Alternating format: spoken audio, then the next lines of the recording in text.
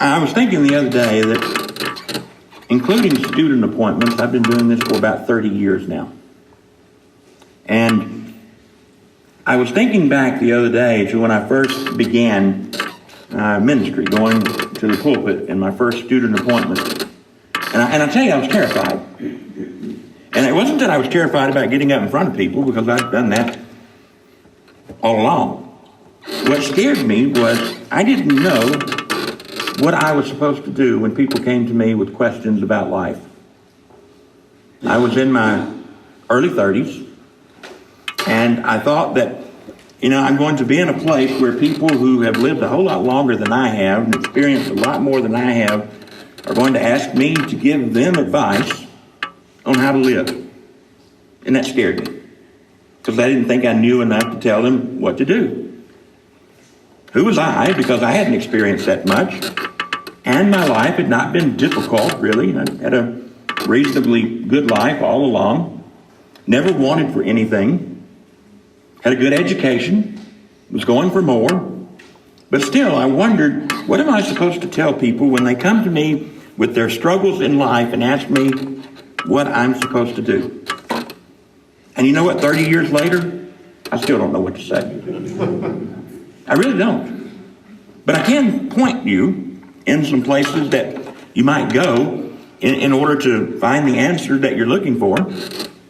And I love this text because of the image that it brings up. The writer says that the Christian life is like running a race. Now, you can look at me and tell me I haven't run a lot of races in a long time, but I do know what a race is like. And I know what it takes to run a race and how to finish a race. And that's the metaphor for the Christian life that the author of Hebrews wants us to see. What do you do when you end up in a place in life that you don't want to be? What do you do when you face a difficulty that you didn't anticipate that you would face? What do you do when you get a diagnosis that tells you your life is going to be shorter than you expected it would be? What do you do when you get a phone call in the middle of the night that says some loved one has passed away? What do you do when the job that you have had for 20 or 30 years is suddenly gone and nothing else is in sight? What do you do when you struggle in relationships? What do you do when you encounter people that would like to see you hurt or injured, or like to see you suffer? How do you live the Christian life in the midst of those kinds of difficulty? And I would love to be able to tell people it gets better. It gets easier. But it doesn't. It doesn't get easier. It doesn't necessarily get better.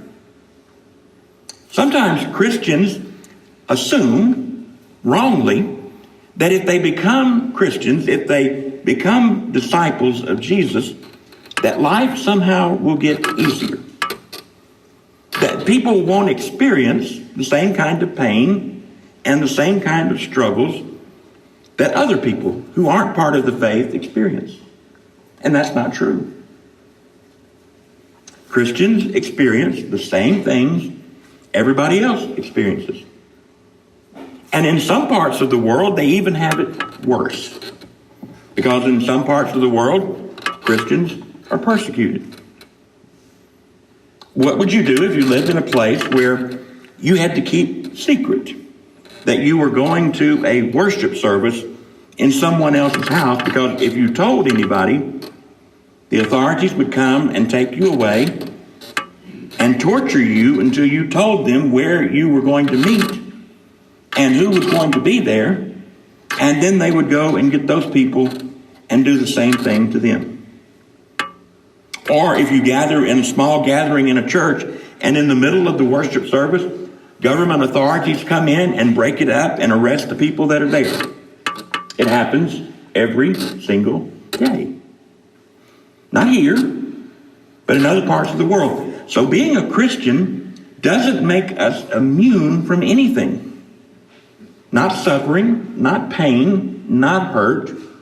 The difference should be, though, in how we respond and how we live in the face of those difficulties. And so the writer of Hebrews begins in chapter 11 by talking about the life of faith. Faith is the substance of things hoped for, the evidence of things not seen. We live by faith, not by knowledge, not by sight, but by faith. We believe, and sometimes we believe in spite of what we are going through. And it's not always easy.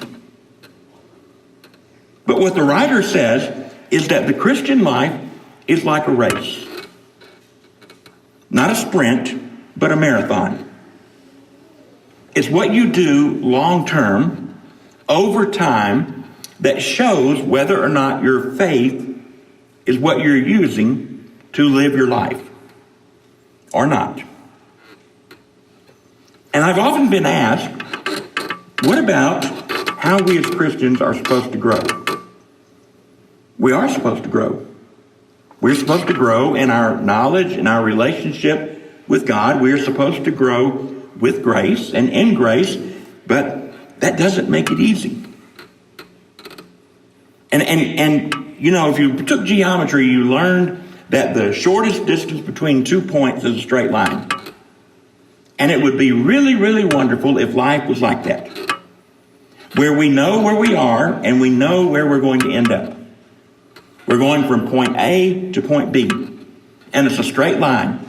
And each step along the way, we get a little bit better, and it gets a little bit easier. But Christian life is not like that at all. Christian life is more like a zigzag pattern. You go from here to there and back again, and sometimes backwards and sometimes forwards, and it's a struggle. It is a struggle for us to live the Christian life. It's not easy to do. We learn, we grow, but at the same time, we make mistakes and we fall back. We do. We fall backwards. We go backwards. We do things. Sometimes we do things that we honestly might believe we're supposed to do, and it turns out to be the wrong thing.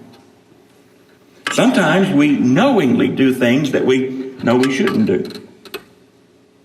And you may ask yourself the question, shouldn't I be at a place in my Christian life after all these years where I don't make those mistakes? Well, maybe we should, but we aren't. We don't necessarily grow in the way we think we should grow. And the reason we don't is perhaps because the experiences that we have in life. Now, the author points out that Jesus probably had it worse than any of us. Look at Jesus. Look to him. What did he endure? Here he was, the very embodiment of God in our world. And everything about his life was a struggle. From the time he began his ministry until the time of his crucifixion and resurrection. Jesus was essentially homeless. You ever thought about that? He had a home that he could probably go to, but we know from the gospel accounts that when he went home to Nazareth, he couldn't do the things that he wanted to do because the people didn't believe him. He wasn't able to accomplish things there because of the people's disbelief. And yet, everywhere Jesus went, he encountered difficulty. There were people who sought to end his life. There were people who plotted against him. There were people who conspired and conspired and conspired until they finally were able to get him in a place where they could do to him what they wanted. And that is execute him. Because he challenged their authority. He had challenged what they taught. He challenged and told them that in spite of what they thought, they did not really know the way to God. And he was there to show them. And yet all along the way, he loved those who persecuted him. He loved those who tried to hurt him. He even on the cross, if you remember, said of those who had put the nails in his hands and in his feet, Father, forgive them, for they know not what they do. Jesus is the exemplar of our faith. He is the one that we are to look to. He is the one that we are to follow. And the writer of Hebrews says, for the joy of what was to come, he endured all of that suffering, and now sits at the right hand of the Father's throne. And he is the one that we are to look to, both for example and for encouragement in our own struggle with life. I really believe that sometimes life does get better. We do have better times, but there's an inward struggle as well as an outward struggle. The outward struggle are those things that we have no control over. Those are the things that happen to us. Not things that we would choose, but things that happen to us anyway. Those are the outward struggles, but there's an inward struggle too. And that inward struggle is the one with which I think most of us have difficulty. I've told many times how when the bishop asked at our ordination, my ordination, are you going on to perfection? Are you going on to perfection? Do you expect to be made perfect in this life? I crossed my fingers and put them behind my back when I said yes. I didn't really, but that's what I thought. Because no, I don't expect to be made perfect in this life. I'm not good enough. I'm not going to reach a place where I am no longer at risk of falling backwards, no longer at risk of sinfulness. We never get to that place. Our perfection will come if we endure to the end of the race. Not in the middle of it, not at the beginning of it, but at the end of it. That's when our faith will be perfected. So, what about this life that we live that is like a race? Well, the writer says that it is indeed more like a marathon than a sprint. I mean, I couldn't sprint very far, but I could sprint a little bit. But there's no way I could get out and run a real marathon right now. But I know some of you do. Some of you run. And here's the thing. If you would get up and talk this morning, one of the things that I think most of you would say is that it doesn't get easier as you go through the race. You get tired. You get hot. You get thirsty. You want to sit down and rest, and you want to quit. But you keep going, and you put one step in front of another until you finally reach the finish line. And only then is the struggle over. Most of the runners that I know will talk about how you have to run through the pain. I think that's a perfect way to describe the Christian life. In order to be Christian, we have to be able to run through the pain. Because there's a lot of it there.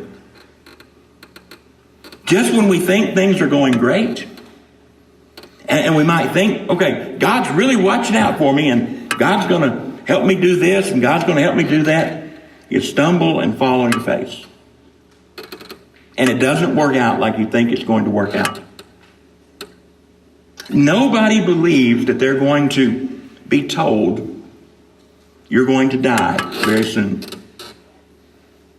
You're terminal. Nobody believes that it's going to be them who is involved in some kind of terrible accident that changes their life completely. But it happens all the time. How do we endure those things through faith in order to come out stronger on the other side?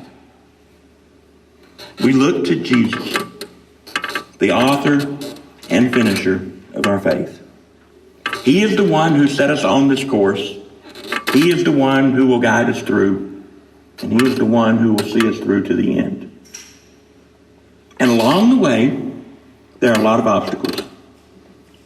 Some of those obstacles are things that we create for ourselves. We do that when we make bad choices. We do that when we do things that we know we shouldn't do, but sometimes those obstacles are obstacles that God puts in our way. You've heard me say many times, I hope, that the Lord is not out to do you harm. The Lord is not out to punish you. The Lord is out to help you finish the race. And if that means that you need an obstacle in your way to get you to stay on course, that's what God will do. If the Lord wants you to go in a direction and you're not going in that direction, you better believe that there will be a stumbling block. Now, you can keep going if you want to. You can keep banging on that door that's closed. You can keep trying to leap that chasm that's been put before you, and you're going to fail every time you do. Because there's a direction, there's a course, there's a way that God wants your life, your spiritual life, to unfold. And He's going to guide you and never let go of guiding you until you get to that place. And if you don't get to that place, it's not because the Lord didn't try, it's because we weren't willing to follow. I know that runners sometimes get cramps when they run. Runners sometimes hit rocks or whatever on the surface and twist their ankles, and it makes it hard and it makes it difficult. But they keep going because they have their eye on the prize that waits them. Even if they don't win the race that they're competing in, they still finish the race. And everything that happens to you and I in life, it can be imagined under the rubric of that metaphor that we too are in a race. And if you listen at the very beginning of the chapter, the writer says, look, all of these people, all of these saints, all of these people of God who have come before us are up there cheering us on. I think that's what really the communion of saints is all about. It's as if we are in a stadium running a race and all the people who have finished their course are up there rooting for us and cheering for us to finish our own race so that we will know the glory that they know. But we can't do it until we finish. We have to keep on running. We have to run through the pain. We have to avoid the obstacles. We have to make the right turns rather than the wrong turns. And folks, there's nothing easy about that. The Christian life does not get easier. It doesn't. There are things that we might be better at as we go along. But even when we are on a roll and everything's going great and we're enjoying our worship fellowship, we're enjoying our church, we're enjoying the people of God, we're enjoying our faith, and then something happens. And we stumble. Instead of quitting, instead of thinking that God is out to get us, instead of thinking that God is there to punish us, we endure. We keep putting one more foot in front of the other. We keep going and going until the race is finally over. What did Paul say when he wrote Timothy? My time has come. I've finished. I know what's coming before me. It's going to be a crown of righteousness. But you don't get that until the end. We have to keep fighting. We have to keep struggling. We have to keep running. Now, I wish I could tell you that the Christian life gets easier, but it doesn't. It really doesn't. All it takes for any of us, no matter how good we've been practicing our faith, all it takes is someone coming into our life and making things difficult. During the pandemic, you've heard about all the so-called Karens out there. If a Karen comes into your life, you're going to struggle. If something happens to you that you didn't expect, you're going to struggle. It's not going to get easier. In fact, it may get harder. It did for Jesus. The longer Jesus preached, the more he tried to help people, the more of his enemies came against him. Until they finally got what they wanted and got Jesus arrested, crucified. But it took that for him to be perfected and seated at the right hand of the Father, because it was only after that that God could vindicate Jesus by raising him from the dead, proving that Jesus is his Son to all of us, proving that Jesus' way is God's way, proving that if we follow Jesus, we won't go wrong. Do you follow Jesus that way? In your life today, are you struggling? Are you able to put one foot in front of the other and keep going even when you're tired, even when you don't think you can go on? Remember all of those who have come before you. They're cheering you on, saying, you can do it. You can do it. Keep running. Keep going. You'll finish. You'll see. You will get your reward.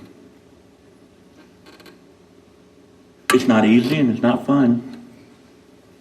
Sometimes it means we have to let go of things that we really, really want to do. Sometimes it means that we have to completely change directions in life. Sometimes it means that we might have to go to a place that we didn't ever expect we would have to go and don't want to go now. But we keep going. We keep going until we finish the race and find our own place in God's kingdom. Endure to the end, and we will be saved. In the name of the Father, Son, and Holy Spirit, amen.